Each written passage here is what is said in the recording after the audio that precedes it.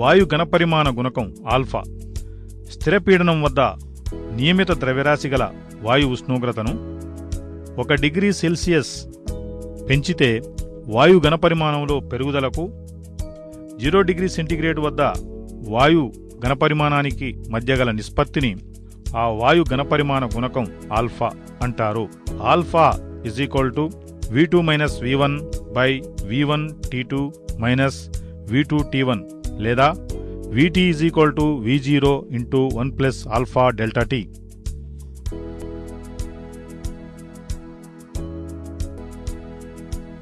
వాయు ఘనపరిమాణ గుణకం ఆల్ఫాను రెగ్నాల్ట్ పద్ధతిని ఉపయోగించి ప్రయోగపూర్వకంగా కనుగొనవచ్చును. బల్బ్ ఏలోని వాయువును మంచు ముక్కలుంచి 0 డిగ్రీ సెంటీగ్రేడ్ వద్ద మానోమీటర్లోని పాదరస మట్టాలను స్టాప్ క్లాక్ టీను ఉపయోగించి సమానం చేస్తే అప్పుడు వాయు ఘనపరిమాణం V0. జాకెట్లోని బల్బును T డిగ్రీ సెంటీగ్రేడ్ వరకు వేడి చేస్తే మళ్ళీ పాదరస మట్టాల్లో తేడా వస్తుంది. దీనిని సమానం చేస్తే అప్పుడు ఘనపరిమాణం VT. కావున alpha VT minus V0 by V0T.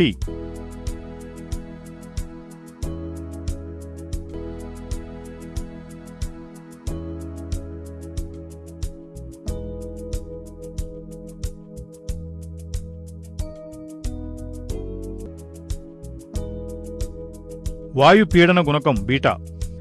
స్థిర ఘనపరిమాణం వద్ద నియమిత ద్రవ్యరాశి గల వాయు ఉష్ణోగ్రత 1 డిగ్రీ సెల్సియస్ పెంచినప్పుడు పీడనంలో మార్పు మరియు 0 డిగ్రీ సెంటీగ్రేడ్ వద్ద పీడనంలో గల నిష్పత్తిని పీడన వ్యాకోచ గుణకం అంటారు. Beta P2 minus P1 by P1 T2 minus P2 T1 లేదా PT P0 into 1 plus beta delta T.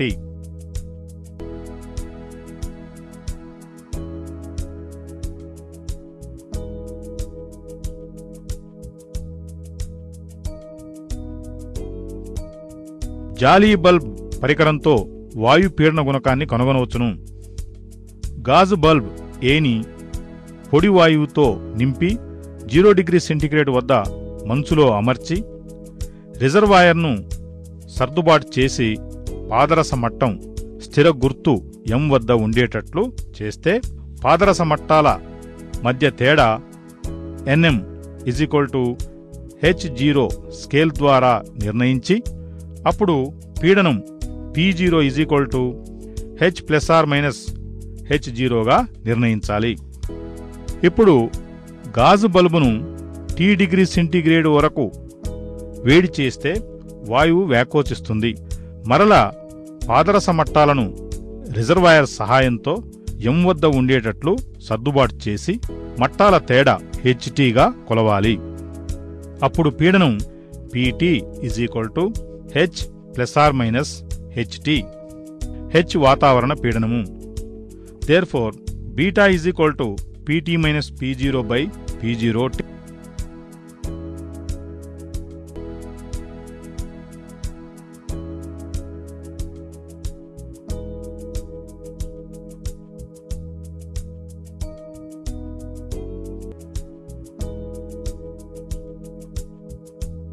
Alpha మరియు బీటాల మధ్య సంబంధం.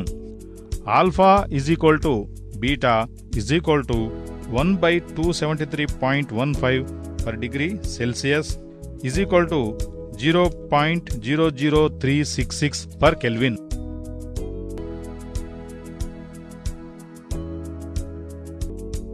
బాయిల్ నియమం. స్థిర ఉష్ణోగ్రత వద్ద నియమిత ద్రవ్యరాశి గల వాయు ఘనపరిమాణం V దాని పీడనానికి Pకి విలోమానుపాతంలో ఉంటుంది. P is inversely proportional to V. P1 V1 is equal to P2 V2 is equal to PV is equal to స్థిరం. బాయిల్ నియమం అల్ప పీడనాలు అధిక ఉష్ణోగ్రతల వద్ద మాత్రమే వర్తిస్తుంది. అన్ని ఉష్ణోగ్రతల మరియు పీడనాల వద్ద బాయిల్ నియమాన్ని పాటించే వాయువును ఆదర్శ వాయువు అంటారు. బాయిల్ నియమాన్ని క్విల్ ట్యూబ్ లేదా బాయిల్ పరికరంతో ప్రయోగపూర్వకంగా సరిచూడవచ్చును.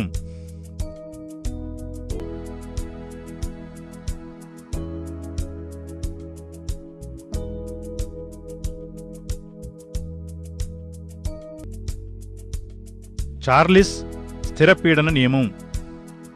స్థిర పీడనం వద్ద నియమిత ద్రవ్యరాశి గల వాయు ఘనపరిమాణం దాని పరమ ఉష్ణోగ్రతకు అనులోమానుపాతంలో ఉంటుంది. V is proportional to T లేదా V1/T1 V2/T1 V/T స్థిరాంకం.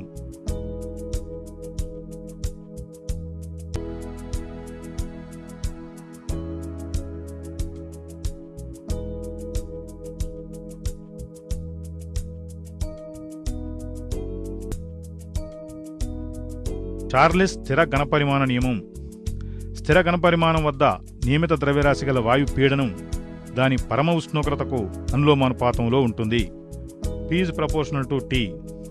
P1/T1 P2/T2 P/T స్థిరము లేదా స్థిరాంకం.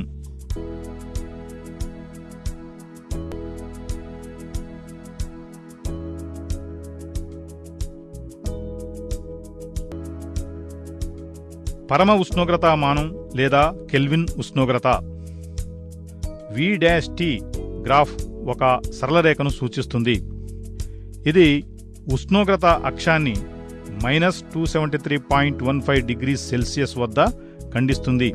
దీనిని పరమ ఉష్ణోగ్రత లేదా పరమశూన్య ఉష్ణోగ్రత అంటారు. పరమశూన్యం వద్ద వాయువు ఘనపరిమాణం మరియు పీడనం శూన్యం. ఈ కనిష్ట ఉష్ణోగ్రత -273.15 డిగ్రీస్ సెల్సియస్తో రూపొందించిన ఉష్ణోగ్రతామానాన్నే పరమ ఉష్ణోగ్రతామానం లేదా కెల్విన్ ఉష్ణోగ్రత అంటారు. దీనిని Tతో సూచిస్తారు. దీని ప్రమాణం kelvin K. T -273.15 degrees Celsius లేదా T 0 degrees kelvin. T T+273.15 degrees Celsius. ఆదర్శవాయు సమీకరణం. PV స్థిరం బాయిల్ నియమం నుండి.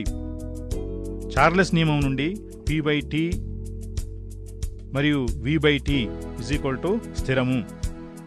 PV nRT. దీనిని ఆదర్శవాయు సమీకరణం అంటారు. N m/m వాయు మోల్ల సంఖ్య.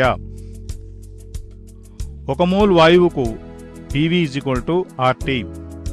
Rను సార్వత్రిక వాయు స్థిరాంకం అంటారు. R 8.314 joule per mole per kelvin.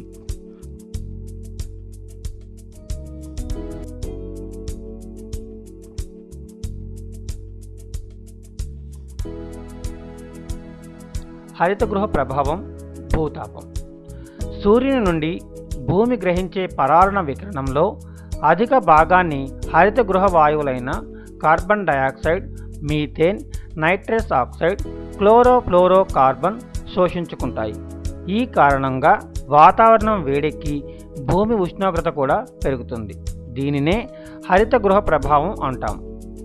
హరితగృహ వాయువుల గాఢత పెరగడం వల్ల భూతాపం పెరిగిపోతుంది. హరితగృహ ప్రభావం లేనట్లయితే భూమి ఉష్ణోగ్రత 18 డిగ్రీల సెల్సియస్.